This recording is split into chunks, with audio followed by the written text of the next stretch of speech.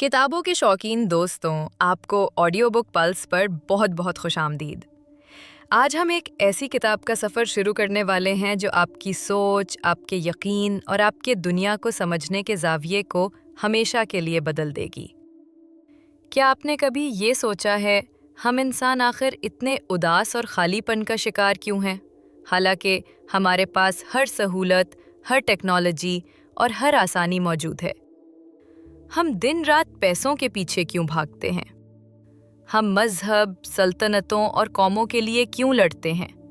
और सबसे बड़ा सवाल, हम इंसान आखिर शुरू कहाँ से हुए थे? ये किताब आपके सारे क्यों के जवाब तलाश करेगी। ये आपको 70,000 साल पहले ले जाएगी, जब इंसान एक आम सा जानवर था। लेकिन फिर कुछ ऐसा हुआ कि हमने दुनिया को बदल कर रख दिया। हमने खेत बनाए, शहर बसाए, बादशाहतें कायम की, पैसा इजाद किया, साइंस को जन्म दिया और आज हम यहाँ हैं। लेकिन एक बात याद रखें, ये किताब उन लोगों के लिए नहीं है जो सवालों से डरते हैं। ये उनके लिए भी नहीं है जो अपनी पुरानी सोच और अकीदों को चैलेंज नहीं कर सकते। क्योंकि ये किताब आपकी सोच के पर्दे हिलाएगी, आपको सच्चाई के ऐसे आईने दिखाएगी जो शायद देखना आसान ना हो। लेकिन अगर आपके अंदर हिम्मत है, अगर आप अपनी आंखों से वो देखना चाहते हैं जो सदियों से छुपा हुआ है, तो तैयार हो जाइए। ये सफ़र आपकी दुनिया बदल देगा, आपकी सोच बदल देगा और शायद आपकी ज़िंदगी भी। तो आइए इस शानदार सफ़र का आगाज़ करते हैं। इंसान की असल कहानी, हमारी अपनी कहानी। Chapter 1, the cognitive revolution, the birth of imagination. आज से तकरीबन 70,000 साल पहले होमो सेपियंस यानी हम इंसान दुनिया के नक्शे पर एक आम जानवर की तरह थे। हम बाकी जानदारों की तरह खाते थे, सोते थे, शिकार करते थे और खतरात से बचने की कोशिश करते थे। इस वक्त ज़मीन पर हम अकेले नहीं थे। नेंडरथल, डेनिसोवान और कई दूसरे इंसानी ग्रोह भी थे। लेकिन फिर कुछ ऐसा हुआ जो किसी दूसरी नस्ल के साथ नहीं हुआ और सब कुछ बदल गया। साइंसदान के मुताबिक हमारे दिमाग और डीएनए में एक छोटी सी म्यूटेशन और तब्दीली वाक़ई हुई है, जिसे युवल नोआ हरारी ने द कॉग्निटिव रेवोल्यूशन यानी इल्मी इनकलाब कहा। ये वो लम्हा था जब होमो सेपियंस एक आम जानवर से ज़मीन के सबसे ताकतवर और ख़तरनाक जानदार में बदल गया। तो सवाल ये है कि आखिर क्या थी ये तब्दीली? ये तब्दीली थी हमारी ज़बान। अब आप कहेंगे कि ज़बान तो जानवरों के पास भी होती है। जी बिल्कुल।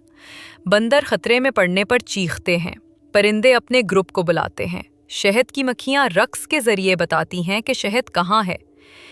लेकिन हमारी ज़बान आम जानवरों जैसी नहीं थी। हमारी ज़बान के पास एक ऐसी ताकत थी जो किसी और के पास ना थी। वो थी गपशप और इमेजिनेशन करने की सलाहियत। गपशप क्यों अहम है? क्योंकि इसने हमें बताया कि कौन काबिल एतमाद है और कौन धोखेबाज। एक कबीले में ज़िंदा रहने के लिए ये जानना ज़रूरी था कि किस पर भरोसा किया जाए और किस पर नहीं। ये सब कुछ अहम था। लेकिन हकीकी तब्दीली और इनकलाब इस दिन आया जब हमने इन चीज़ों पर यकीन करना शुरू किया जो हकीकत में मौजूद ही नहीं थी।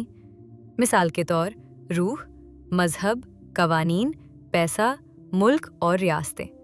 यही वो फिक्शंस थे जिन्होंने हमें बाकी जानवरों से अलग कर दिया। सोचिए, पैसा सिर्फ कागज़ का एक टुकड़ा है, लेकिन इंसानों ने इस फिक्शन को कबूल किया और आज पूरी दुनिया इसी पर चल रही है। कंपनियां कागज़ और कानून में लिखी कहानियां हैं, लेकिन आज एप्पल और गूगल अरबों इंसानों से ज़्यादा ताकत और हकीकत बन चुके हैं। मज़हब, जो अनजाने इंसानों को भी एक ही अखलाकी फ्रेमवर्क में बांध देता है। रियासतें और कवानीन, जो सिर्फ जहनों में मौजूद हैं, लेकिन अरबों इंसानों को काबू में रखते हैं। इन अफसानवी कहानियों पर यकीन ही की वजह से हम साथ मिले कर बड़े ग्रुप में रहने और काम करने लगे। एक बंदर की टोली कभी 50 या 100 से ज़्यादा साथ के बड़े ग्रुप में नहीं रह सकते, क्योंकि उसे बड़े ग्रुप में उनके दरमियान लड़ाई और झगड़े शुरू हो जाते हैं। لیکن ہم انسان ہزاروں، لاکھوں اور کروڑوں افراد کو ایک ساتھ جوڑ لیتے ہیں۔ کیسے؟ ایک کامن کہانی پر یقین کرنے سے۔ ایک ملک کا جھنڈا حقیقت میں کپڑے کا ٹکڑا ہے، مگر اس کے پیچھے جو کہانی ہے وہ ہے یہ ہمارا وطن ہے، یہ ہماری پہچان ہے، اور اس کے لیے ہم جان بھی دے سکتے ہیں۔ مندر، گرجا یا عبادت گاہ اینٹوں اور پتھروں کی عمارت ہے، لیکن لوگ اسے مقدس مان کر اسی کہانی پر یقین رکھتے ہیں۔ قوانین اور انصاف، ہیومن رائٹس یا کانسٹیٹیوشن کوئی پتھر پر لکھی چیز نہیں، یہ سب ذہنوں میں بنی کہانیاں ہیں، مگر اربوں انسان انہیں حقیقت مانتے ہیں اور اپنی زندگی انہی کے تحت گزارتے ہیں۔ یہی وہ طاقت تھی جس نے ہمیں پرفیکٹ پریڈیٹر بنایا۔ ہم صرف غالب ہی نہیں ہوئے، بلکہ ہم نے باقی سب انسانی نسلوں کو صفحۂ ہستی سے مٹا دیا۔ نیانڈرتال، ڈینیسووانز اور باقی سب ایک ایک کر کے غائب ہوتے گئے، اور زمین پر صرف ہم بچے یعنی ہومو سیپینز۔ لیکن یہ کہانی یہیں ختم نہیں ہوتی۔ سوال یہ ہے کہ کیا یہ طاقت ہمیں واقعی خوشی دے پائی، یا ہم اپنی ہی بنائی کہانیوں میں قید ہو گئے؟ آج بھی ہم پیسے، کمپنیوں، ریاستوں اور قوانین پر یقین کرتے ہیں، لیکن کیا یہ سب ہمیں آزاد کرتے ہیں یا مزید جکڑتے ہیں؟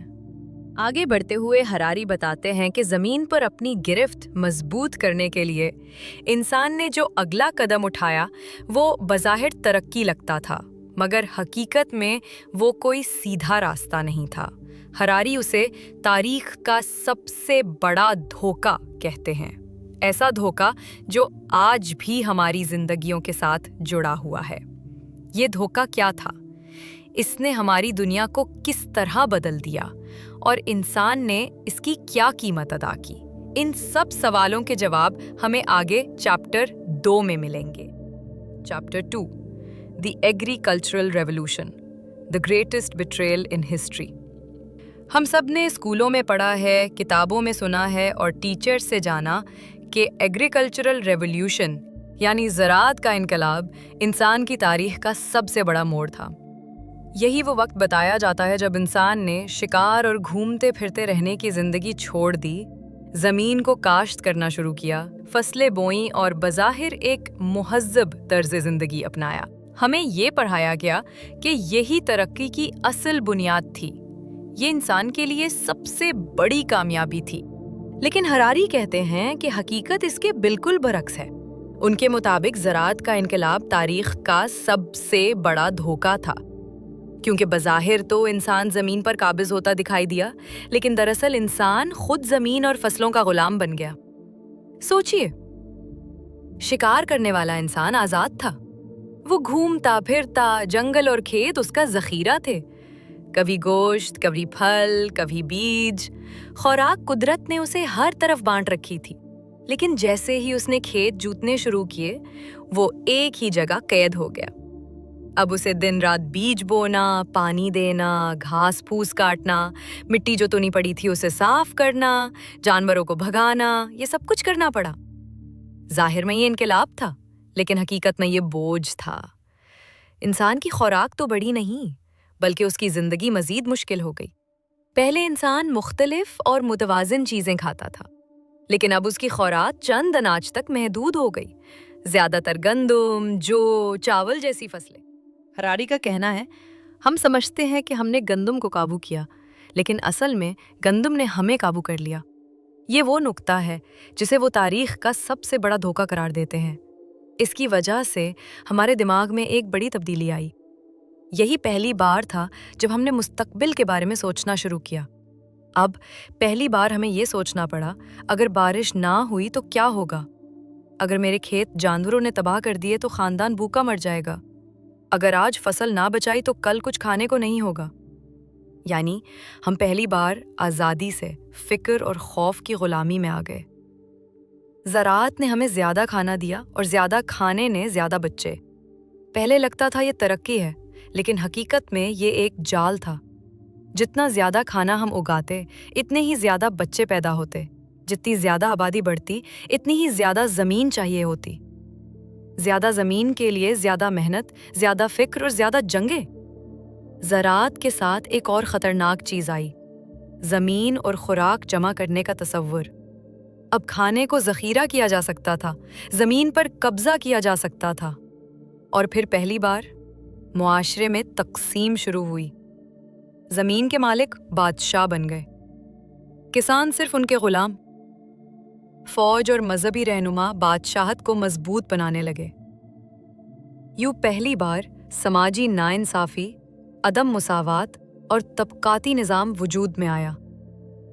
زراعت کا انقلاب ہمیں زیادہ خوراک تو دے گیا، لیکن ساتھ ہی بیماریاں بڑھیں، آبادی بے قابو ہوئی، ناانصافی اور غلامی پھیلی، اور ہم ایک ایسے نظام میں قید ہو گئے جہاں کھانا، زمین اور طاقت ہمیشہ چند ہاتھوں میں رہی۔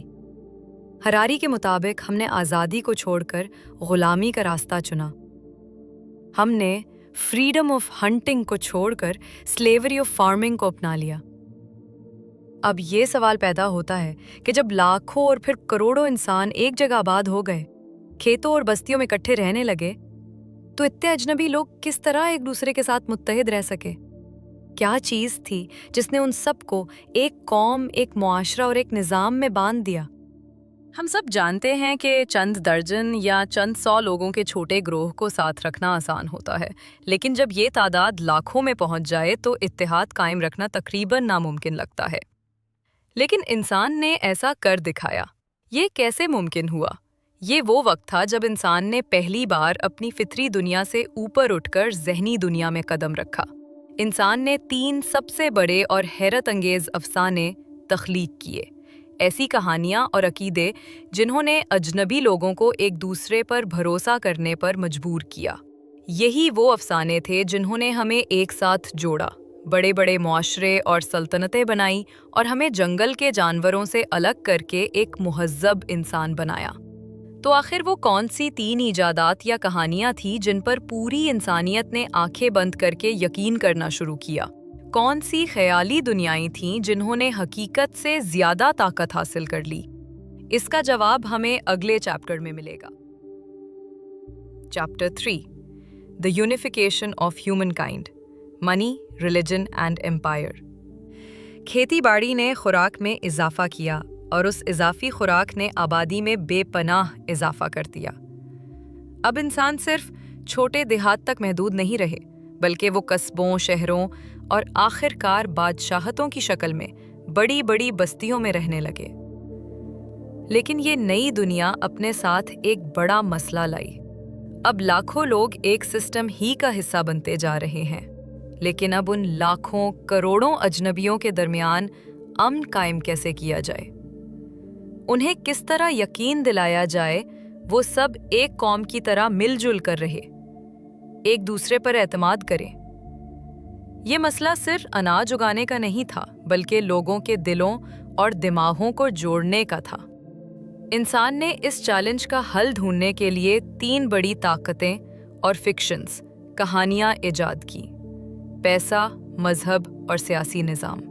یہی 3 تصورات تھے جنہوں نے اجنبی انسانوں کو ایک دوسرے کا قریبی ساتھی بنا دیا۔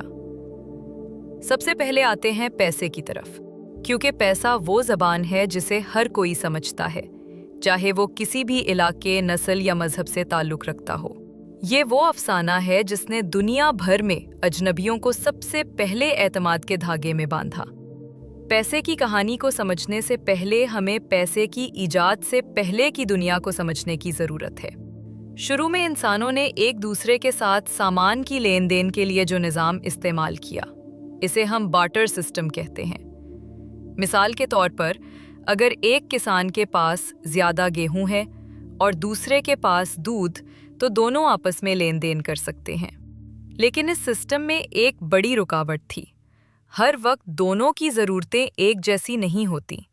مثال کے لیے، آپ کو تو گیہوں کی ضرورت ہے، مگر مجھے دودھ کی فی الحال ضرورت نہ ہو، یا میرے بس جو گیہوں ہیں وہ دودھ کے قیمت سے کہیں زیادہ یا کم بھی ہو سکتے ہیں۔ یہی وہ لمحہ تھا جب انسان نے ایک کمال کا حل نکالا، وہ تھی پیسے کی ایجاد۔ اب کسان کو اپنے گیہوں کے بدلے دودھ ڈھونڈنے کی ضرورت نہیں رہی۔ وہ گیہوں بیچ کر پیسے لے سکتا ہے اور پھر اسی پیسے سے جوتے، کپڑے یا دودھ خرید سکتا ہے۔ यूं पैसा तबादले का सबसे बड़ा जरिया बन गया। पैसा चाहे वो सोने का सिक्का हो या कागज का नोट, असल में बेहकीकत है। ये महज धात या कागज का टुकड़ा है, लेकिन इंसानों ने मिलकर इस कहानी पर यकीन करना शुरू किया और फर्ज कर लिया कि इसकी कद्र है, और यूं ये अफसाना हकीकत बन गया। पैसे की कहानी सिर्फ एक चीज पर मबनी है, और वो है भरोसे की। एक दुकानदार आपसे 1000 रुपए का नोट इसलिए खुशी खुशी कबूल करता है क्योंकि इसे भी इस बात पर भरोसा है कि और कोई शख्स भी ये 1000 रुपए का नोट कबूल कर लेगा, चाहे वो अजनबी ही क्यों ना हो। क्योंकि वो दुकानदार पर तो यकीन करे या ना करे, मगर वो भी पैसे की कहानी पर भरोसा रखता है। लेकिन पैसा सिर्फ लेन देन का जरिया नहीं रहा, बल्कि ये एक मुश्तरका जबान बन गया। एक ऐसी जबान जो हर कोई बोल सकता था। एक हिंदुस्तानी ताजिर एक रोमी ताजिर पर भरोसा कर सकता था, क्योंकि दोनों जानते हैं कि सोना या चांदी सब जगह माने जाते हैं। पैसे ने इंसानों को इस तरह जोड़ा जिस तरह कोई और चीज नहीं जोड़ सकी थी। आज भी दुनिया के हर कोने में लोग मुख्तलिफ ज़बानें बोलते हैं, मुख्तलिफ मज़ाहिब मानते हैं, लेकिन पैसे की कहानी पर हर एक इंसान, हर एक शख्स यकीन रखता है। आज की हमारी मॉडर्न दुनिया और इसकी इकोनॉमी का बगैर पैसे के कोई तसव्वुर ही नहीं। ये इंसान की सबसे कामयाब इजाद रही, जिसने सबको हमेशा के लिए एक एंडलेस बॉन्ड में जोड़ दिया। दूसरी बड़ी ताकत जो इंसानियत की यकजाई और इत्तेहाद का जरिया बनी, वो थी सल्तनत या एम्पायर। जब हम एम्पायर का नाम सुनते हैं तो जहन फौरन जंगों, फतूहात और ताकत के मुजाहिर की तरफ जाता है। लेकिन हकीकत यह है कि सल्तनतों ने सिर्फ ज़मीनों को फतह नहीं किया, बल्कि मुख्तलिफ कौमों, ज़बानों और सकाफ़तों को एक ही निज़ाम के तहत इकट्ठा भी किया। एक सल्तनत के अंदर हज़ारों मील दूर रहने वाले लोग एक जैसे क़वानीन, एक जैसे निज़ाम इंसाफ और अक्सर एक जैसी करेंसी के ज़रिए जुड़े रहते थे। रोमी सल्तनत की मिसाल लीजिए, जहाँ यूरोप, अफ्रीका और एशिया के मुख्तलिफ खित्तों के लोग एक ही शाहराहों के जाल और एक ही मालियाती निज़ाम के ज़रिए एक दूसरे के करीब आए। और फिर फ़ारसी सल्तनत को देख लीजिए, जिसने पहली बार दुनिया के बड़े हिस्से में स्टैंडर्ड सिक्के और यकसा इंतज़ामी ढांचे को मुतारिफ करवाया। यूं सल्तनत ने मुख्तलिफ ज़बान, नस्ल और कल्चर के लोगों को एक बड़े ख़ानदान की तरह इकट्ठा कर दिया। सल्तनत ने इंसान को सिर्फ कबीले या गांव की शनाख्त से निकाल कर एक बड़ी इज्तिमाई शनाख्त दी, और यही सल्तनतों की सबसे बड़ी कामयाबी थी। उन्होंने इंसानों को सिर्फ हुकूमत के नीचे नहीं रखा, बल्कि एक दूसरे के करीब भी कर दिया। आज की हमारी सियासत और रियासत का जो निज़ाम है, उसकी जड़ें इन्हीं पुरानी सल्तनतों से निकलती हैं। तीसरा और सबसे मुअस्सिर निज़ाम, जिसने इंसानों को महज बका के रिश्ते में नहीं बल्कि दिलो दिमाग के धागे में बांधा, वो था मजहब। मजहब ने इंसानों को ऐसे उसूल और अक़दार दिए जो सल्तनतों और कबीलों से भी ज़्यादा देर पा निकले। एक बड़ी वजह ये भी थी कि लोग इन उसूलों को आम इंसानों की बनाई हुई बातें नहीं समझते थे, बल्कि उन्हें एक बरतर ताकत, खुदा की तरफ से नाजिल करदा कवानीन मानते थे। यही तसव्वुर मजहब को और ज़्यादा ताकतवर और पुरकशिश बनाता था, क्योंकि अगर कोई कानून इंसान बनाए तो उस पर सवाल उठाया जा सकता है, लेकिन अगर वो खुदा की तरफ से बताया गया हो तो लोग इस पर आंखें बंद करके ईमान ले आते हैं। इसीलिए ईसाईयत ने यूरोप भर में लोगों को एक मुश्तरका अकीदे के झंडे तले इकट्ठा किया, चाहे वो मुख्तलिफ कौमों, ज़बानों या सल्तनतों से ताल्लुक़ रखते हों। इसी तरह इस्लाम ने अरब के रिगज़ारों से लेकर एशिया और अफ्रीका तक के इंसानों को एक उम्मत में ढाल दिया, जहां ज़बान, नस्ल और इलाके से बढ़कर ईमान और अकीदा असल पहचान बन गए। यूं मजहब ने लोगों को एक ऐसे बड़े निज़ाम में बांधा जो सियासी या मुआशी ताकत से कहीं ज़्यादा गहरा और पायदार था। आज के दौर के बहुत से अखलाकी तसव्वुरात, कवानीन और मुआशरती ढांचे की बुनियादें भी इन्हीं मजहबी निज़ामों से जुड़ी हुई हैं। लेकिन कहानी यहीं ख़त्म नहीं होती। पैसा, सल्तनतें और मज़ाहिब ने बिखरी हुई इंसानियत को जोड़कर एक आलमी मुआशरा बना दिया। इन ताकतों ने इंसान को पहले से कहीं ज़्यादा मजबूत बनाया, मगर असल तब्दीली अभी बाकी थी। तकरीबन 500 साल पहले एक नया दौर आया जिसने इन सब ताकतों को कई गुना बढ़ा दिया। ये था साइंसी इनकलाब। इस इनकलाब ने इल्म और तहकीक की बुनियाद पर इंसान को ज़मीन पर सबसे ताकतवर मखलूक बना दिया और वो रास्ते खोलने लगे जो कभी सिर्फ खुदाई ताकतों के दायरे में समझे जाते थे। लेकिन सवाल ये है, क्या ये इनकलाब वाकई इंसानियत के लिए फ़ायदेमंद साबित हुआ या इसने हमें तबाही के रास्ते पर डाल दिया? इस दिलचस्प सवाल का जवाब हमें अगले चैप्टर में मिलेगा। Chapter 4, the scientific revolution, when we discovered the power of we don't know. Science के इनकलाब से पहले इंसान ज़्यादातर मजहबी तालीमात पर इन्हसार करता था। इस ज़माने में अक्लो तजुर्बे की बजाय इंसान के सवालात के जवाबात मज़हब और अकीदे से अख़ज़ किए जाते थे, जैसे हमारी कायनात की इब्तिदा किस तरह हुई, ज़मीन किसके सहारे खड़ी है, बारिश क्यों बरसती है, आखिर हम बीमार क्यों होते हैं, मौत के बाद इंसान का क्या अंजाम होता है और ज़िंदगी का असल मकसद क्या है। ये सब बड़े सवालात अमूमन मज़ाहिब के ज़रिए ही समझाए जाते थे। मज़हब ने इंसान को अखलाकी रहनुमाई और ज़िंदगी गुजारने के उसूल फराहम किए, मगर जब मामलाते फ़ितरत के बारीक पहलुओं या कायनाती असरार तक पहुँचते तो जवाब अक्सर वही या खुदाई इल्म के हवाले से दिए जाते। इस दौर में तहकीक और तजुर्बे के बजाय ईमान और रिवायत पर ज़्यादा ज़ोर था। ये उमूमी अकीदा था कि हर चीज़ पहले ही तयशुदा और लिखी जा चुकी है और इंसान के लिए कोई नया इल्म दरियाफ्त करना मुमकिन नहीं। गोया कायनात के तमाम राज पहले से मालूम और महफूज हैं और इंसान का काम सिर्फ उन पर ईमान लाना है, ना कि उन्हें खोजने या परखने की कोशिश करना। फिर तकरीबन 500 साल पहले एक नया मोड़ आया जिसे साइंटिफिक रेवोल्यूशन यानी साइंसी इनकलाब कहते हैं। ये वो लम्हा था जब इंसान ने पहली बार हिम्मत करके एतराफ़ किया कि हम सब कुछ नहीं जानते, और ये एतराफ़ कमज़ोरी नहीं बल्कि ताकत थी। लाइल्मी को तस्लीम करने से इंसान के सामने एक नया दरवाज़ा खोला जहां सवाल करने की हिम्मत मिली और बातों को बग़ैर सोचे मानने के बजाय तहकीक, मुशाहिदे और तजुर्बे से जांचा जाने लगा। इसी मरहले पर एक और अहम हकीकत सामने आई कि हम जो कुछ जानते हैं वो भी गलत हो सकता है। जब आप मान लेते हैं कि आप नहीं जानते, तभी आप जानने के सफ़र पर निकलते हैं। साइंस ने कहा कि जवाब सिर्फ किताबों में नहीं मिलेंगे। असल रास्ता ये है कि आप मुशाहिदा करें, तहकीक करें, तजुर्बे करें, सवाल उठाएं और रियाजी की मदद से नताइज अखज़ करें। मगर ये नताइज भी हमेशा हतमी नहीं होते। कल कोई नया सबूत आ जाए तो आज की थ्योरी गलत साबित हो सकती है। यही सोच इल्म के दरवाजे खोलती है और इंसान को मुसलसल आगे बढ़ने पर मजबूर करती है। मिसाल के तौर पर कोपर्निकस ने जब कहा कि ज़मीन सूरज के गिर्द घूमती है तो उस वक्त ये बात सबके इल्म के खिलाफ थी, मगर उसने तहकीक और मुशाहिदे से ये साबित किया। बाद में गैलीलियो ने अपनी दूरबीन से मज़ीद शवाहिद पेश किए। इसी तरह न्यूटन ने ग्रेविटी का कानून दिया जो सदियों तक सच माना गया, मगर फिर आइंस्टाइन ने अपनी थ्योरी ऑफ रिलेटिविटी के ज़रिए दिखाया कि न्यूटन का कानून मुकम्मल सच्चाई नहीं था बल्कि एक ख़ास हद तक दुरुस्त था। साइंसी इनकलाब के बाद दुनिया ने तेज़ी से तरक्की करना शुरू की। इंसान ने पहली बार कॉज एंड इफ़ेक्ट के उसूल को समझना शुरू किया।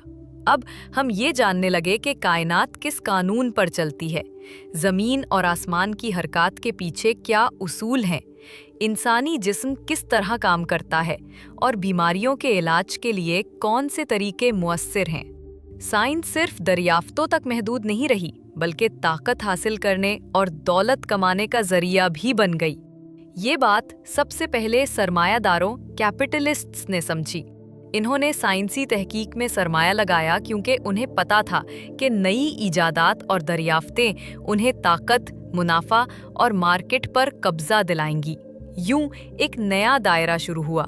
साइंस नई तकनीक और इजादात देती, सरमायादार और सल्तनतें उनसे ताकत और दौलत कमाते और फिर इसी दौलत का एक हिस्सा दोबारा साइंसी तहकीक में लगाया जाता।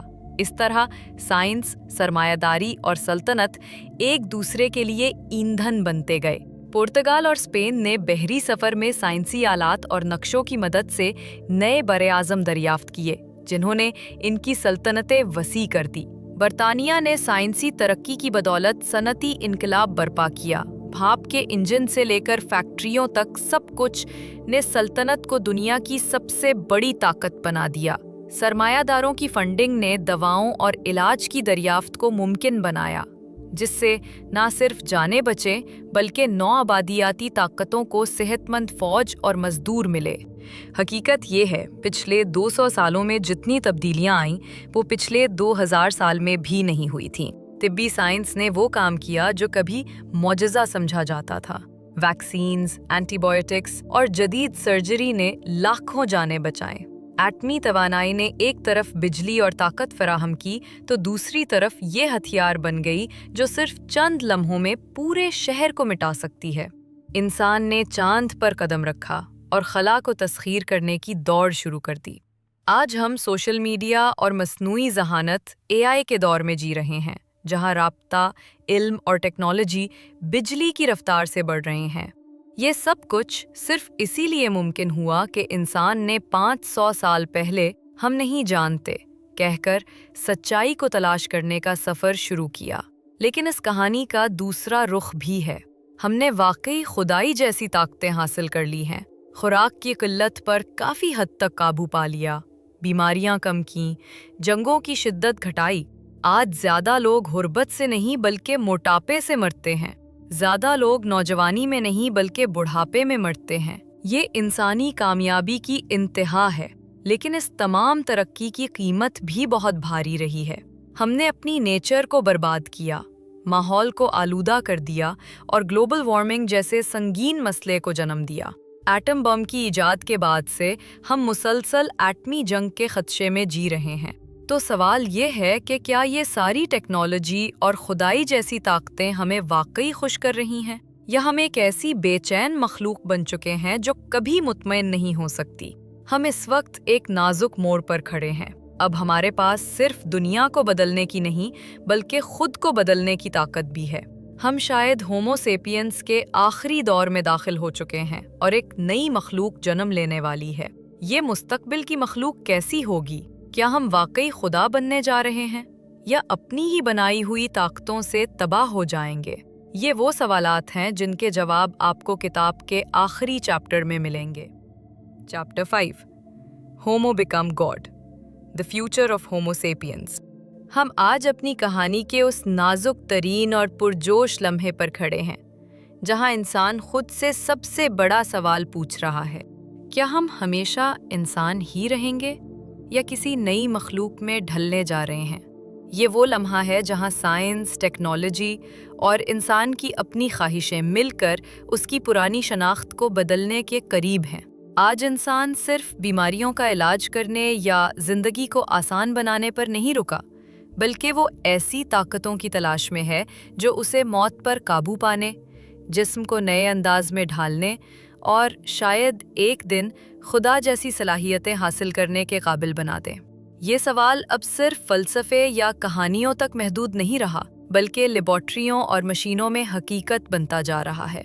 युवल नोआ हरारी इस चैप्टर में हमें खबरदार करते हैं कि इंसान अब सिर्फ ज़मीन को फ़तह करने वाला जानदार नहीं रहा, बल्कि वो अपनी ही फितरत को बदलने की ताकत हासिल कर रहा है। पहला रास्ता और ताकत जो हमें इस तरफ ले जाएगा वो बायोटेक्नोलॉजी और बायो इंजीनियरिंग है। ये वो इल्म और टेक्नोलॉजी है जिसके ज़रिए इंसान ना सिर्फ अपने जिस्म को बदलने की सलाहियत हासिल कर रहा है, बल्कि अपनी जीनियाती बनावट को भी दोबारा डिज़ाइन कर सकता है। सोचे, कल को इंसान अपनी मर्ज़ी का जिस्म और सलाहियतें खुद बना सके। इंसान अपनी जिस्मानी और जीनियाती सलाहियतों को इस तरह बदल सकेगा जैसे आज हम मशीनों या सॉफ्टवेयर को अपग्रेड करते हैं। आज इंसान के पास ज़िंदगी को डिज़ाइन करने की ताकत है। हम जीन्स को काट और जोड़ सकते हैं। क्रिस्पर जैसी टेक्नोलॉजी ने जेनेटिक इंजीनियरिंग को इतना आसान बना दिया है कि चंद साइंटिस्ट्स एक लेबॉर्ट्री में बैठकर DNA एडिट कर सकते हैं। अब मामला सिर्फ बीमारियों के इलाज तक महदूद नहीं रहा।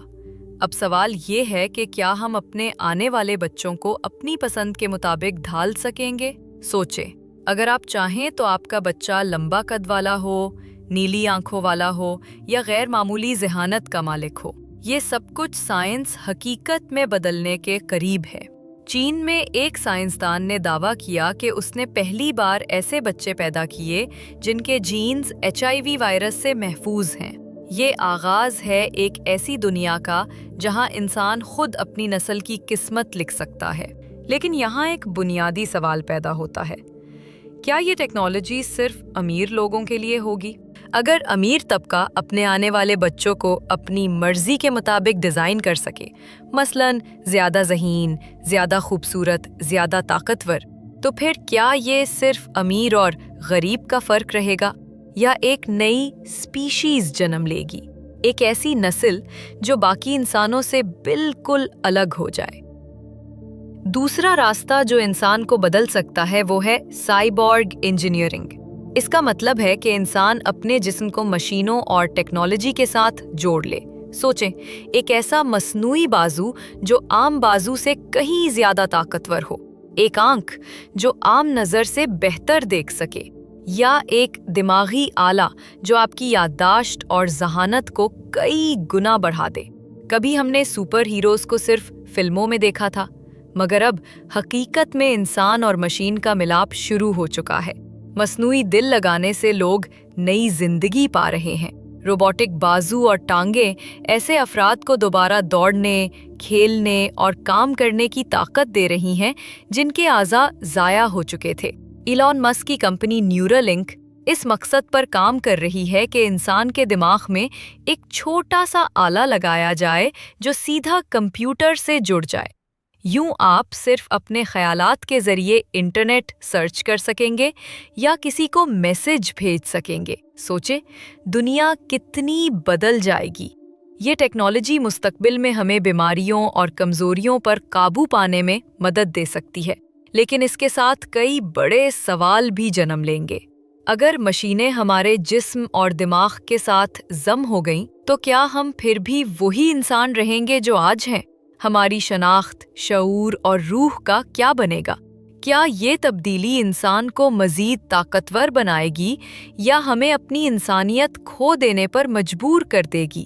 تیسری اور سب سے انقلابی تبدیلی جو آ رہی ہے وہ ہے آرٹیفیشل انٹیلیجنس AI، یعنی مصنوعی ذہانت۔ مصنوعی ذہانت ایک ایسا شعبہ ہے جو انسان کی سوچ اور فیصلہ سازی کی صلاحیتوں کو مشینوں میں منتقل کرنے کی کوشش کرتا ہے۔ آج یہ ٹیکنالوجی ہماری روزمرہ زندگی کا حصہ ہے، چاہے وہ سرچ انجن ہو، موبائل کا اسمارٹ اسسٹنٹ یا سوشل میڈیا الگورتھمز۔ لیکن اصل سوال یہ ہے کہ اگر ایک دن مصنوعی سنگولیرٹی کی سطح تک پہنچ گئی، یعنی اپنی عقل اور فیصلہ سازی میں انسان سے کہیں آگے نکل گئی، تو کیا ہوگا؟ کیا ہم اس کے غلام بن جائیں گے؟ کیا AI ہماری اکانومی، معاشرت اور سیاست پر مکمل کنٹرول حاصل کر لے گی، یا پھر انسان اور AI کے درمیان ایک نیا تعلق پیدا ہوگا جس میں طاقت کا توازن بدل جائے گا؟ مزید یہ کہ سنگولیرٹی کے بعد کیا مشینیں اپنے مقاصد خود طے کرنے لگیں گی، اور اگر ان کے مقاصد انسانیت کے خلاف ہوئے تو ہم کہاں کھڑے ہوں گے؟ یہ بھی سوچنے کی بات ہے کہ انسان کے وجود، آزادی اور بقا کا کیا بنے گا؟ کیا AI انسان کو غیر ضروری بنا دے گی؟ کیا ہم AI کو قابو میں رکھنے کے لیے اصول اور قانون بنا پائیں گے، یا پھر یہ انسانیت کی تاریخ کا سب سے بڑا خطرہ بن جائے گی؟ ان تمام راستوں اور پاسبلٹیز کے درمیان ہراری یہاں ایک حیران کن سوال اٹھاتے ہیں۔ کیا واقعی صدیوں کی یہ تمام ترقی، ٹیکنالوجی، سہولتیں اور آسائشیں ہمیں زیادہ خوش کر پائی ہیں، یا پھر ہم آج بھی اندر سے وہی پریشان، غیر مطمئن اور بے چین انسان ہیں جو ہزاروں سال پہلے شکار کے لیے جنگلوں میں گھوما کرتے تھے؟ تحقیقات اور اعداد و شمار ہمیں ایک حیران کن تصویر دکھاتے ہیں۔ اوسط زندگی تو لمبی ہو گئی ہے، مگر ذہنی سکون کم ہوتا جا رہا ہے۔ ہمارے پاس زیادہ کھانے کو ہے، مگر بیماریوں اور پریشانیوں کی فہرست بھی لمبی ہو گئی ہے۔ ہمارے پاس اختیار ہے دنیا کو بدلنے کا، ایجاد کرنے کا، حتیٰ کہ تباہ کرنے کا بھی، لیکن جذبات اور خوشی کے کھیل میں ہم وہیں کے وہیں ہیں۔ यूं लगता है जैसे हम एक ऐसा खुदा बन गए हैं जिसके पास ताकत तो है, मगर वो जानता ही नहीं कि इस ताकत के साथ करना क्या है। यही इंसानियत का सबसे बड़ा इम्तिहान है। आने वाले बरस ये तय करेंगे कि हम अपनी ताकत को एक रोशन, शानदार मुस्तकबिल की बुनियाद बनाते हैं या अपनी ही बर्बादी की कहानी लिख डालते हैं। इसी तनाजुर में सबसे पहले आपका शुक्रिया कि आप अब तक इस सफ़र का हिस्सा रहे। हमने वक्त के समंदर में होता लगाया, हज़ारों बरस की तारीख को खंगाला और ये जानने की कोशिश की कि इंसान कहाँ से आया, कहाँ खड़ा है और कहाँ जा सकता है। आइए एक लम्हे को रुककर देखते हैं कि अब तक हमने क्या क्या सीखा। हमने जाना कि हमारी असल ताकत हथियारों या जिस्मानी क़ुव्वत में नहीं, बल्कि कहानियों और अकीदों पर यकीन करने और उन्हें दूसरों तक पहुंचाने में है। इन्हीं अफसानों ने हमें बड़े बड़े ग्रोहों में मुत्तहिद किया। हमने जंगलों और शिकार को छोड़कर खेतों को अपनाया। खेतों ने हमें ज़्यादा अनाज तो दिया, लेकिन उसके साथ सख्त मेहनत, बीमारियां और समाजी नाइंसाफ़ियां भी ले आई। खुशी का वादा किया गया था, मगर हकीकत मुख्तलिफ निकली। हमने देखा कि मज़हब, सल्तनत और तिजारत ने दुनिया के मुख्तलिफ हिस्सों के इंसानों को एक ही जाल में बांध दिया। इख्तलाफात के बावजूद एक मुश्तरका निज़ाम और आलमी ताल्लुकात वजूद में आए। हमने जाना कि साइंटिफिक रेवोल्यूशन वो लम्हा था जब इंसान ने पहली बार सवाल उठाया कि हम सब कुछ नहीं जानते। यही एतराफ़ हमारी सबसे बड़ी ताकत बन गया। तहकीक, मुशाहिदा और तजुर्बे ने हमें कायनात के राज समझने, ज़मीन को बदलने और आसमान तक पहुंचने की हिम्मत दी। और अब हम यहाँ हैं जहाँ इंसान अपनी फितरत को खुद बदलने की ताकत रखता है। बायोटेक्नोलॉजी और जीन एडिटिंग हमें नई जिंदगियां बनाने का इख्तियार देती है। साइबर इंजीनियरिंग हमें आधा इंसान आधी मशीन में बदल रही है।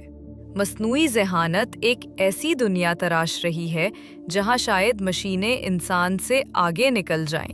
इस किताब का मरकज़ी नुक्ता और हरारी का सबसे बड़ा पैगाम यही है कि इंसान दुनिया पर काबिज़ इसलिए हुआ क्योंकि वो सबसे ताकतवर या सबसे ज़हीन नहीं था, बल्कि इसलिए कि वो लचकदार तरीक़े से लाखों अफराद को मुश्तरका कहानियों, अफसानों और अक़ीदों के ज़रिए मुत्तहिद कर सकता था।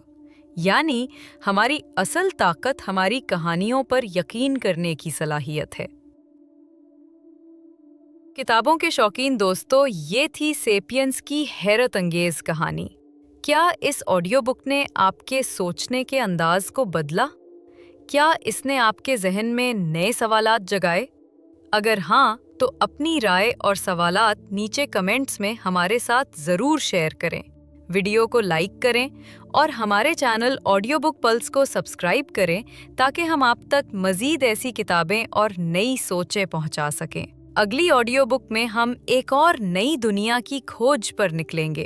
तब तक के लिए सवाल करते रहिए, सोचते रहिए और नई दुनियाओं की तलाश जारी रखिए।